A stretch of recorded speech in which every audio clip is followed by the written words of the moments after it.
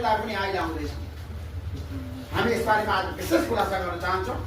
अब अहिलेको अवस्थाको बारेमा हाम्रो देशको भ्रष्टाचारको कुरा गर्दाखेरि मैले हिजोदेखि अस्तिदेखि सुरुदेखि नै भनेको रिपोर्टर्स क्लबमा अब क्याबिनेटले गरेको निर्णय हत्याले पहिलोपटक माधव नेपाल विरुद्ध पूर्व प्रधानमन्त्री विरुद्ध मुद्दा दर्ता गरे विशेष अदालतमा नीतिगत भ्रष्टाचारको अन्त्य आजको आवश्यकता हो। हाम्रो देशमा सत्तारूढ नीतिगत भ्रष्टाचार भएको छ।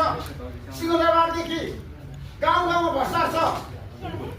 आज हामी यस बारेमा विशेष खुलासा गर्न चाहन्छौँ र साँच्चै अहिलेको निकासको कुरा गर्न चाहन्छौँ।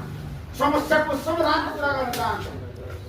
राम्रो नै न्यायले अहिलेको समग्र कानुनी पाटा अथवा सत्ता पक्ष र प्रतिपक्ष आफ्नै रटाङमा हुँदा यसको मध्यमार्गी समस्याको समाधान के हुन सक्छ?